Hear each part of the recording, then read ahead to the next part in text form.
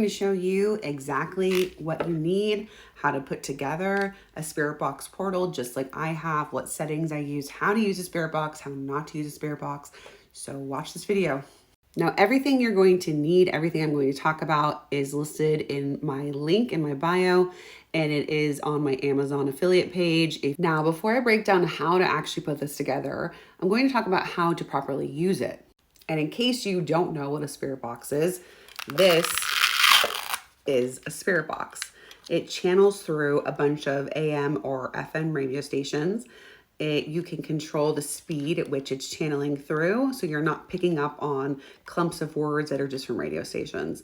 When you're cycling through quickly, it's going to be like that. It's going to be partially, sometimes sounds like that from them, but it's important that you are looking for intelligent words and answers to any questions you have, and not things that are just coming from static or things coming from obvious radio stations. So essentially, the spirit box is able to be used as a device by the spirit world because they are energy, we are energy, radio waves are energy, to manipulate these radio waves to create either short words, sometimes short phrases, can answer intelligently and clearly.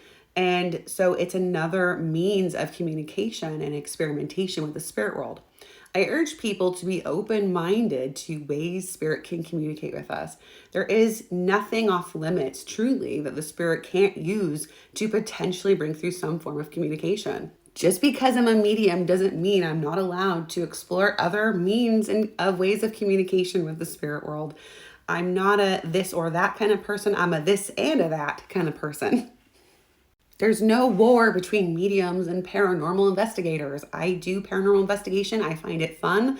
I think it's interesting. I like to look for evidence just like I do in my mediumship. So let's get into how to actually use this properly. When you're going to work with the spirit world, it's important to understand that you want to set an intention through an energy of love. You don't want to come into it working with fear, because when you work with fear, you're going to find that will be the kind of outcome you end up having, because psychologically you're going to interpret through the lens of fear if you show up in that mindset. You want to be neutral. You want to be objective. You want to bring the energy of love, because that's the way we connect to the spirit world best. And it gives them an energy to actually use to come through.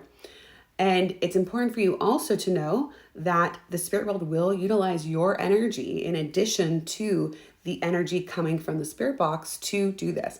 If that's not something you're comfortable with, don't do it. It's always your choice.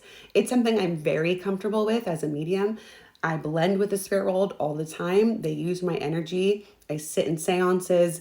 I sit for many ways of experimentation with the spirit world because I trust them completely. And I know through my many experiences that I have nothing to fear from them. And so you set an intention, you ask for your loved ones to come through that you're connected with. You ask for guidance, your guides to come through if it's possible, but also know that there may be other spirits that may try to utilize the box to communicate with you, and that's okay, and you're safe if they do. There's nothing that the spirit world wants to do to harm you.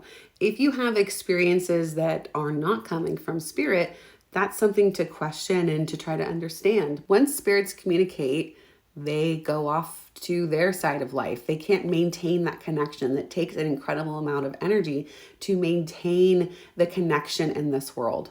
You're always connected to your loved ones on the other side, so they may communicate with you in many other ways as well, but just know that going in.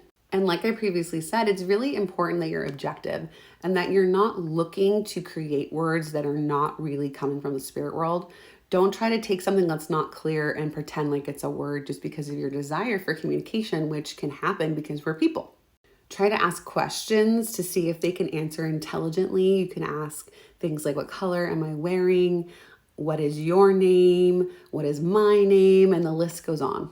Don't become reliant on this or any form of communication with the spirit world that is in a desperate need. It's not healthy for you to be constantly trying to sit there with your spirit box day in and day out and not live your life. They're happy to communicate with us, but it's not meant to be all the time. Again, if this is not something you feel safe doing and it's something you're afraid of, just don't do it. Let's get into the parts and how to make it and what I do to use it. If you don't believe in spirit boxes and you don't think that it's possible, that's okay. No one's forcing you to use one.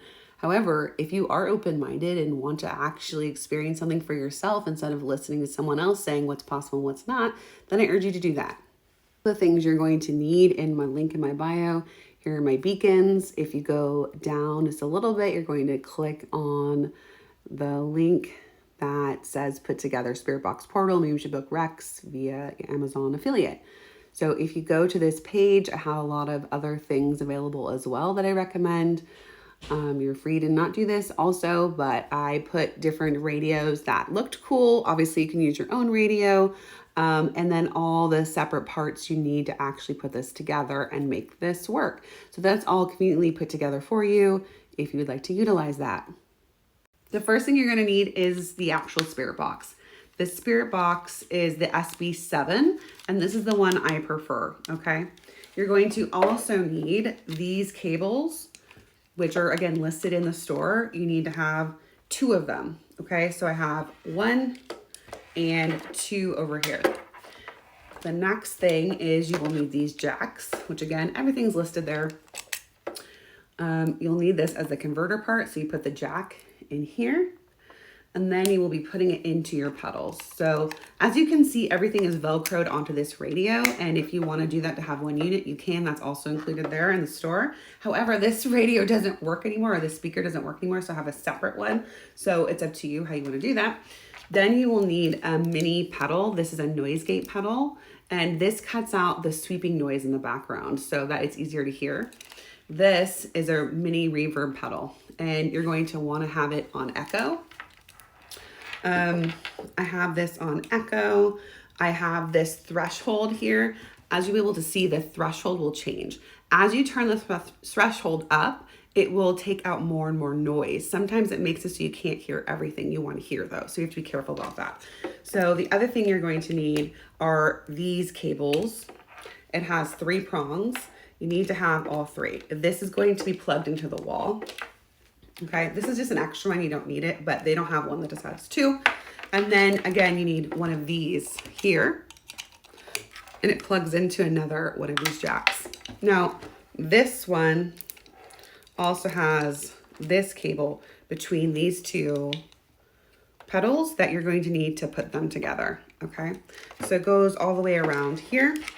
Now, this would go into your speaker. This is where this speaker would go to. I can't plug it into here, so I'm gonna have a different one. Okay, so you have to turn on your spirit box. You're gonna put on the sweep rate. You're going to pick if you're doing AM or FM radio. And I have it usually at 200 sweeping. You can hear it, it's on right now. It's sweeping through. You can see these are now plugged in. You have a light on. And then this cord here goes into my radio that I have, my speaker, right? So you can hear this. So as I turn this down, you'll hear that sweeping goes away. You'll hear that. But I can turn my volume up louder. So you want to pick a speaker that's going to be loud enough to be able to hear it. So I'm turning down even more of that.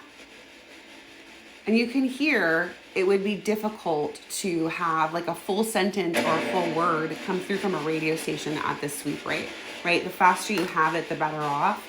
Pay attention to what sounds like it's coming from the radio. Obviously that's coming from the radio, right? So you can experiment with different settings that work for you, and sit, for a while, maybe a half an hour, to see what's possible. Communication is not guaranteed, nor can it be forced. It may take several attempts to hear anything coming from spirit. Be patient and make sure you thank the spirit world for any attempts that they make to communicate with you. Don't be rude to them. Appreciate what they do. Don't sit for too long. Remember that they're also utilizing your energy. When you give the spirit world a chance to communicate, you just never know what may happen.